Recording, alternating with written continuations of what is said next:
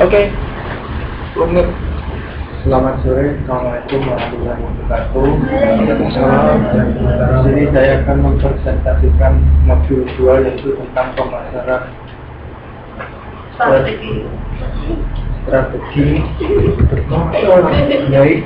analisis lingkungan pemasaran.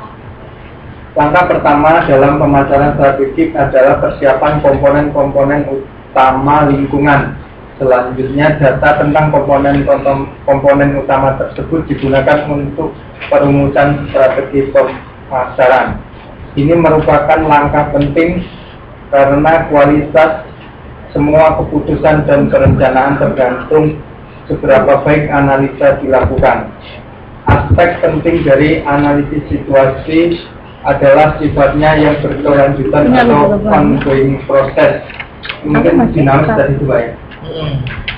Terus segini. Analisis situasi harus menggambarkan lengkap lingkungan pemasaran saat ini maupun masa depan.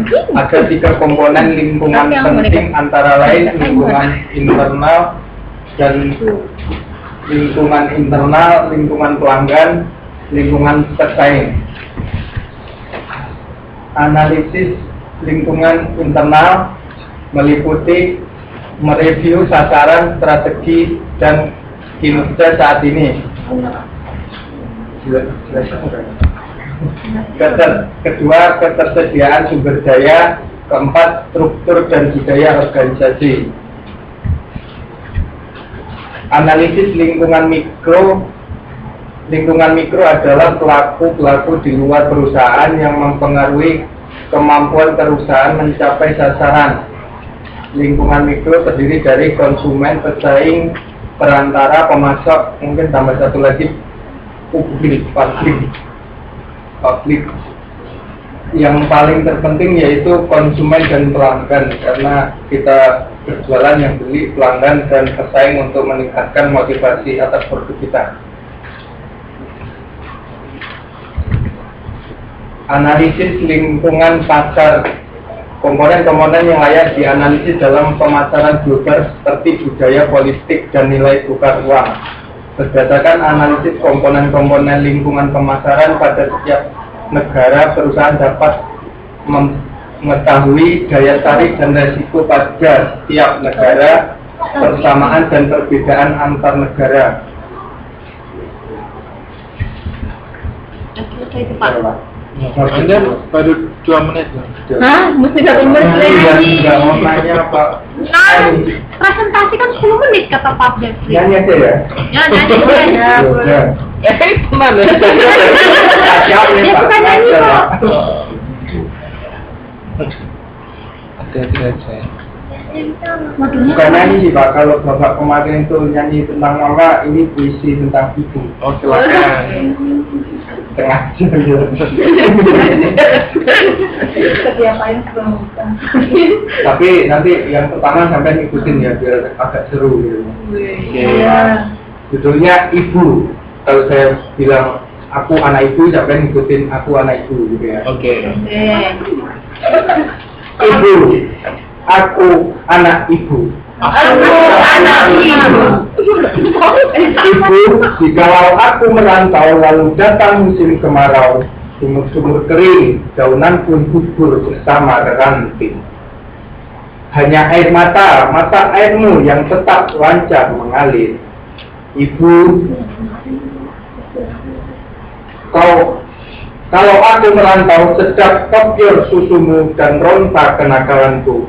Di hati hanya ada mayang mengutip sandi-sandi kerinduan, karena hutangku ibu tak kuasa aku bayar. Ibu adalah buah pertapaanku, dan ibulah yang meletakkanku di sini di saat bunga mekar menyebab bau sayap. Ibu menduduk selangit kemudian ke bumi, aku mengangguk meski kurang mengerti. Ibu Bila kasihmu ibarat samudra sempit, lautan tempat ku mandi, mencuci lumut pada diri, tempat ku berlayar, menebar pukat, melempar lagut, lokang-lokang mutiara, dan kembang laut, semua bagimu. Ibu, kalau aku ikut ujian, lalu ada pertanyaan. Ibu, kalau aku ikut ujian lalu ditanya nama pahlawan. Ya udah bikin Ibu, kalau aku ikut ujian lalu ditanya nama pahlawan, namamu yang kusebut lantaran aku tahu engkau ibu dan aku anakmu. Kalau aku berlayar lalu datang angin sakal, Tuhan yang ibu tunjukkan sudah ku kenal. Itulah ibu bidadari yang berselendang, yang lala sekali datang padaku, lalu menulis langit biru dengan sajaku. Ya, semua biru. Dengerin loh. Iya, Udah selesai itu. Oh, langsung. Itu Anda bikin sendiri ya? Bukan. Ya, itu udah lama banget itu Pak puisi dari semester 2 semester yang lalu. Oh, Ngapa? tapi bikin sendiri ya? Atau Jawa ngopi aja internet. Enggak ada Pak dia bikin jadi sendiri. kebetulan ini ada juga mahasiswa dulu angkatan ketiga Mbak Arik namanya. Mbak Arik juga suka bikin puisi gitu ya. Dan suatu hari dia kirimkan puisinya ke Indosuara. Jadi dia menang waktu itu. Main dapat berapa gitu, dia cerita sama saya. Jadi kalau Anda punya hobi bikin puisi, kembangkan, itu baik gitu ya. Nanti Anda bisa kirimkan, kan lumayan dapat tambahan kan. Iya. Kalau ini karya saya, Pak. Serius? Bukan, maksudnya ada lagi. Oh iya, gak apa-apa, coba aja. Lu tuh jangan banyak lama baca puisi. Enggak lah, habis lah waktunya, Pak. Ntar saya baca, masih cilan. Oke. Ada pertanyaan nggak mengenai ini? Puisi. Nggak usah aku. Ya, oke. Oke, kalau nggak ada pertanyaan, silakan duduk, Mas. Jadi yang saya mau highlight di sini halaman 2.5. 2.5 itu ada tabel 2.2 kan? Iya. Iya, Pak. Nah itu yang poin keduanya itu penting. Kenapa penting? Karena tahun lalu pernah keluar di ujian, ya. Makanya sih saya kasih tanda di sini. Ya. Itu Anda pelajari. 2.5. Jadi itu tabel 2.2 itu adalah kerangka untuk menganalisis lingkungan internal. Jadi kalau Anda mau melakukan analisis lingkungan internal, Anda pakai data pertanyaan ini. Ya. Jadi waktu itu saya ingat soalnya itu kan pilihan ganda itu ya. Nah itu salah satu yang adalah bagian review sumber daya saat ini dan akan datang itu apa itu? Jadi jawabannya A waktu itu. Ya. Oke, ini tabelnya dipelajari. Itu yang penting. Oke, terima kasih. Terus mungkin ada masukan buat Mas Suntoro tadi presentasinya seperti apa? Ya, kalau udah 2 kali presentasi, Pak. Presentasi juga. 3 kali. Saya pikir sudah oke lah ya, sudah oke. Cuman mungkin lebih ke eye contact ya. Tadi sepertinya fokusnya ke slide gitu ya, nggak ada interaksi dengan audiens gitu ya. Padahal kalau presentasi yang baik itu Tanpa juga melihat slide gitu ya. ya boleh melihat slide sekali-kali boleh melihat. Gimana? Tapi yang penting itu ada Tanpanya aja yang penting adalah eye contact ya dengan konsumen dengan audiens gitu ya. Terus untuk Mas Suntoro ini yang poin plusnya saya pikir ini PPT-nya tuh ya ini namanya PPT seperti ini gitu ya. Anda menampilkan poin-poinnya aja gitu ya. Yang tadi juga bagus, yang dengan Bu Nadia tadi juga bagus ya saya lihat. Jadi memang betul yang ditampilkan ya poin-poinnya aja, namanya PowerPoint kan ya. Jadi nggak semua Anda tempelkan di sana gitu kan. Boleh, terima kasih. Selanjutnya kegiatan belajar tersebut. Bisa langsung ke kegiatan itu enggak? kenapa Mbak mau buru-buru? Iya. Oh iya, nggak apa-apa. Boleh. Modul 4 tapi Pak. Nggak apa-apa lah, kamu udah ditelepon kasihan ya. Daripada bikin video saya lebih lewat lagi. Oh ya, oke. Capek. Loncat pelajaran. Menjumpat, buka. Punya aku yang mana ya? Ayo yang mana ya? Nah itu sih warnanya sama. Ya, saya di sini yaitu masuk modul 4 kegiatan 2 yaitu strategi pemasaran layanan. Itu mau tulisan kegiatan Kegiatan 2 strategi pemasaran layanan. Strategi layanan di sini untuk yang pertama yaitu pelayanan sebagai pelayanan produk. dan sebagai produk yaitu ada 4. 1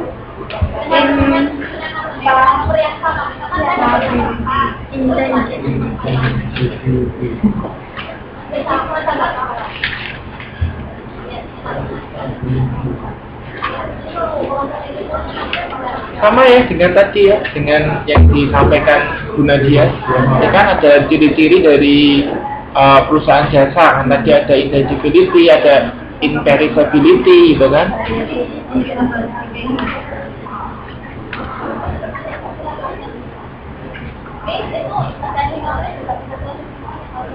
Jadi kalau variability itu sama dengan tadi yang disampaikan.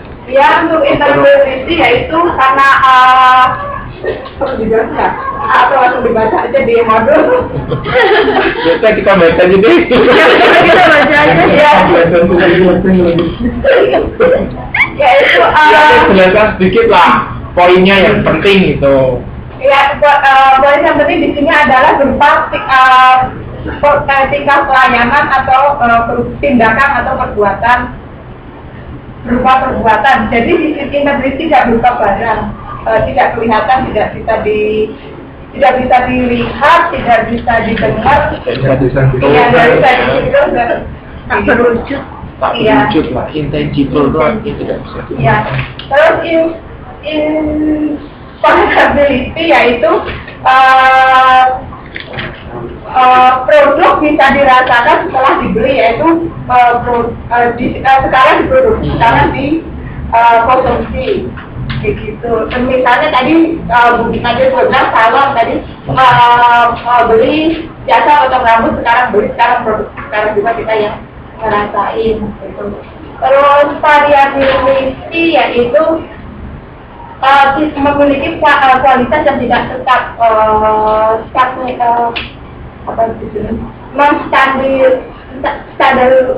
standarisasi output.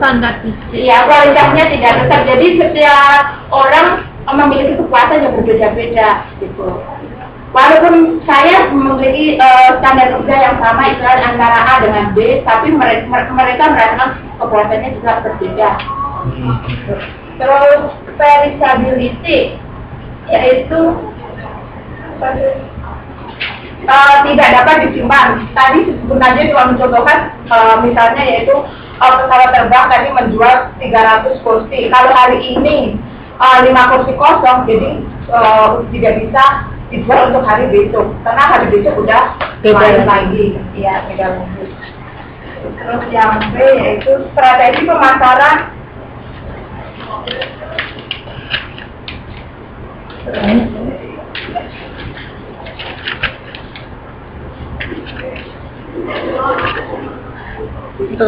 Perusahaan penyediaan layanan yaitu terkenal dengan 4F atau 7F untuk pemasaran. Ya, lupa.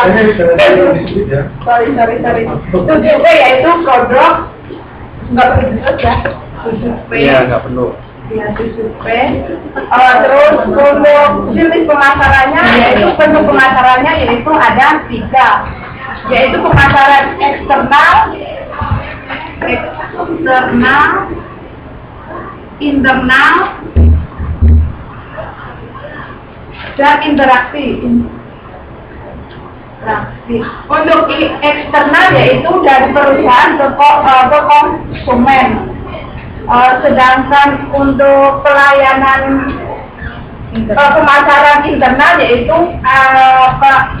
pelayanan dari perusahaan ke karyawannya. Jadi perusahaan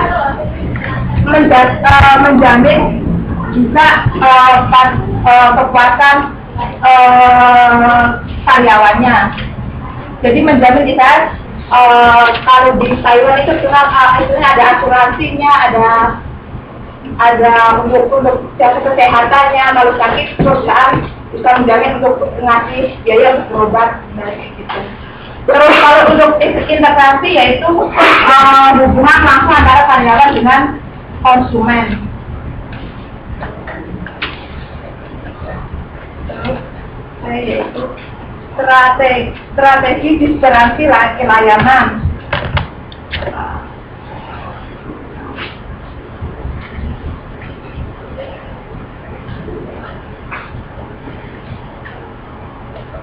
Ada 3, yaitu 1 tawaran atau offer, 2 pelayanan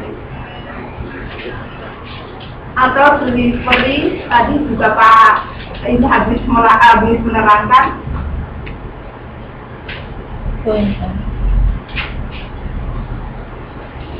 Dan yang ketiga yaitu citra. Sampai F ya. Untuk layanan strategi penawaran di situ kalau misalnya ada layanan primer dan sekunder. Tadi misalnya ada di pesawat, ada juga ya untuk primernya yaitu hanya untuk penerbangan, untuk sekundernya juga menyediakan snack dan apa tadi namanya bacaan. Kayak gitu. Terus pelayanan itu apa lupa ya? Pelayanan atau delivery saya lupa bahasa sendiri. Terus untuk citra yaitu membangun nama baik perusahaan, yaitu melalui misalnya slogan atau tadi terus apa lagi? Oh iya, Mas, sebentar yang pintar lah. Udah diulang-ulang. Iya, tadi udah cuma untuk mengingat bahasa Inggrisnya saya kurangin di komputer. Terus ada lagi dimensi kualitas layanan. Di bawah ada mobilnya. Oh yang D. Yang D yaitu strategi mengelola kualitas layanan. Iya, pengelolaan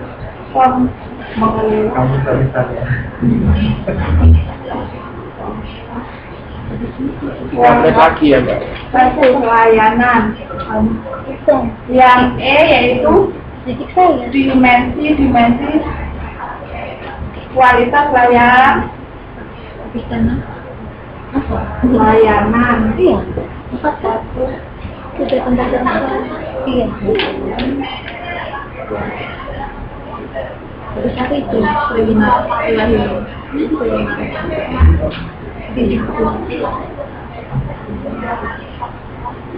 apa tadi? Belum tak kirim.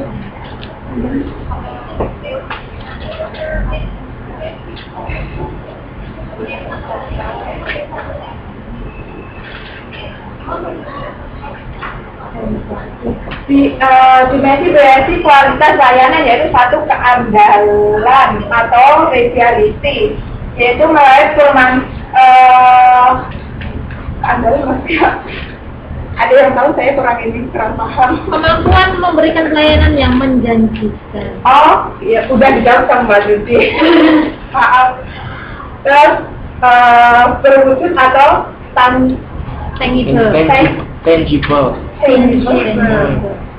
Kalau ketanggapan atau responsibility yaitu karyawan tanggap terhadap konsumen.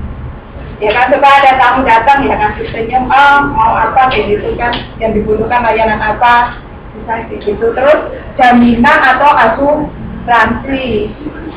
Seperti kami punya Mas Suntoro itu kan jasa apa tadi pengiriman barang, jadi dia juga udah mengirim barang, ada jaminan asuransi kalau rusak atau hilang, Mas Suntoro dia untuk mengganti. Kalau empati apa? Ini Empati. kemampuan melakukan hubungan baik. Oh iya, kemampuan untuk melakukan hubungan baik, menjaga sopan santun, terus apa lagi? Ya, gitu deh. Itu aja ya Pak. Sebenarnya masih ada satu. Dimensi layanan dari perusahaan.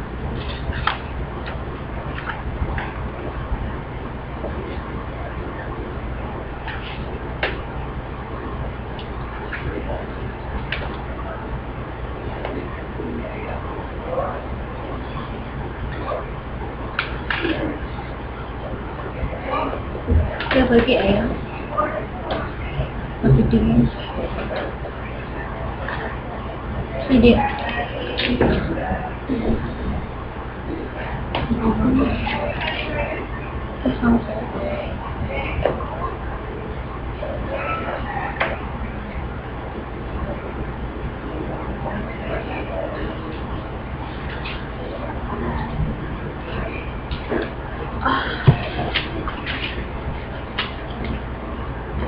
Sudah habis waktunya. Terima kasih. Oke, jadi saya pikir untuk materi ini dikupas lebih dalam lagi di dalam itu ya, pelajaran pemasaran jasa dengan dengan Bu Nadia ya. Ada pertanyaan nggak tadi? Ada pertanyaan nggak? Oke, kalau nggak ada pertanyaan nih, catatan ini juga keluar tahun lalu, halaman 4.40 ya. 4.40 itu kan ada 5 dimensi kualitas layanan kan. Nah itu ditanyakan juga waktu itu. Jadi soalnya itu dikasih contohnya kalau nggak salah itu yang ketiga itu. Selamat sore, kalau langsung disapa selamat sore ada yang bisa dibantu itu apa? Jadi ada pilihannya keandalan, berwujud atau apa. Lah jawaban itu yang tanggapan. Jadi ini keluar nih soal ini keluar waktu tahun bukan semester kemarin, enggak, semester sebelumnya lagi tadi ya, 2 semester sebelumnya. Oke, itu yang jadi catatan. Terus lanjut, siapa lagi nih yang mau Mas Didi. Yang mana Mas? Pakai.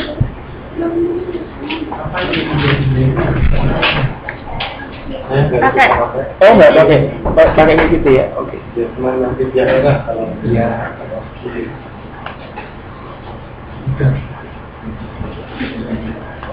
Untuk presentasi yang baik itu sebetulnya ada strukturnya ya. Struktur presentasi yang baik itu pertama ada pembukaan dulu. Pembukaan Anda bisa sapa dulu audiens, selamat siang atau selamat pagi. Sebenarnya kan ada ngirim di Facebook. Oke. Jadi selanjutnya, jadi struktur presentasi yang baik itu ada opening dulu, ada pembukaan dulu. Nah pembukaan itu Anda bisa sapa dulu audiensnya selamat pagi atau sore atau malam gitu ya. Kemudian Anda setelah itu bisa perkenalkan diri Anda secara singkat gitu ya. Apa yang memang Anda ingin sampaikan itu yang terkait dengan pengenalan diri. Nah setelah itu presentasi yang baik itu ini masih dalam opening ya. Itu Anda sebutkan outline. Jadi Anda itu mau apa gitu, mau presentasi tentang apa. Di outline itu penting. Pertama saya akan bahas mengenai ini, kedua ini, ketiga ini, keempat ini ya. Kemudian baru masuk ke bagian yang kedua adalah konten, isi. Nah dari sini Anda jelasin lebih detail lagi. Dari outline itu Anda kembangkan lagi gitu kan. Nah setelah konten, yang terakhir adalah closing atau penutup. Nah penutup ini Anda buat kesimpulan dari apa yang sudah Anda sampaikan. Anda buat kesimpulan, kemudian Anda juga bisa kasih komen ya, komentar. Nah kemudian yang terakhir jangan lupa sampaikan terima kasih ya. Oke. Yang mana Mbak? Maaf Pak, saya mau menjemput. Nanti Kajah menjemput. Maaf banget semuanya dan Oke, iya bye-bye. Antar jemput majikan enak ya. Assalamualaikum warahmatullahi wabarakatuh. Waalaikumsalam warahmatullahi wabarakatuh. Terima kasih atas waktu yang diberikan oleh Bapak Stefri Sulistianto. Yang kedua, terima kasih juga buat teman-teman semua yang sekiranya mau belajar bersama dan untuk menyimak presentasi saya.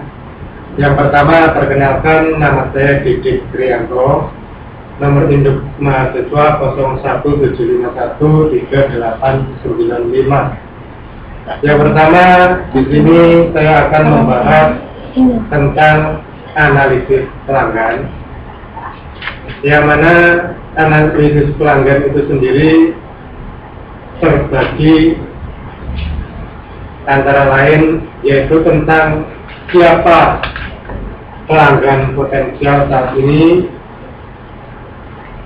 kapan dan istilahnya kompetitor dalam persaingan itu siapa saja, dan di sini akan saya bahas satu persatu.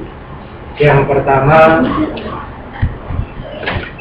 objek analis belum yang atasnya ada.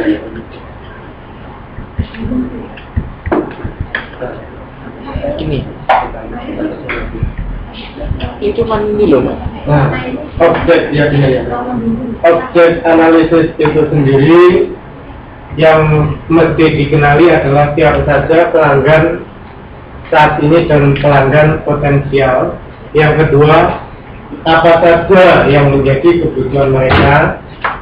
Ketiga, persepsi kualitas produk perusahaan dan pesaing di mata konsumen. Yang keempat, perubahan apa saja yang mungkin terjadi pada konsumen. Terus, di dalam mengenali apa sih kebutuhan pelanggan, siapa sih pelanggan, di mana pelanggan dapat memberi produk kita dan kapan, serta bagaimana cara membeli produk kita itu dikenal dengan metode 5W, yaitu who, what, where, when, serta why. Terus Pak. Yang pertama kita di sini saya bahas satu persatu. Yang pertama, siapa pelanggan saat ini dan pelanggan potensial atau yang dikenal dengan istilah who. Yang pertama, pelanggan itu bisa dikenali dari pembagian segmen pasar, yaitu demografi, itu dilihat dari segi usia, tingkat pendidikan,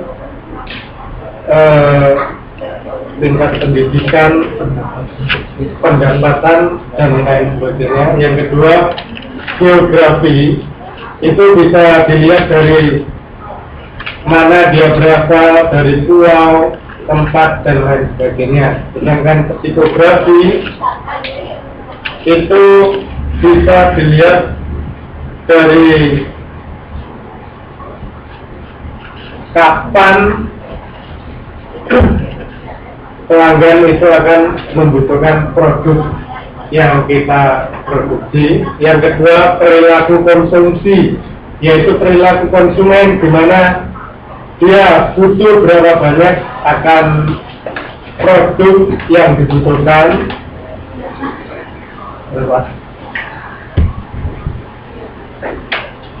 Yang kedua, yaitu apa yang dilakukan konsumen terhadap produk kita atau yang dikenal dengan istilah WAS, yaitu yang pertama, analisis pasca pembelian atau purchase behavior. Yang kedua, analisis perlakuan produk, yang mana produk yang telah dibeli oleh konsumen itu diperlakukan seperti apa. Yang ketiga, analisis perawatan.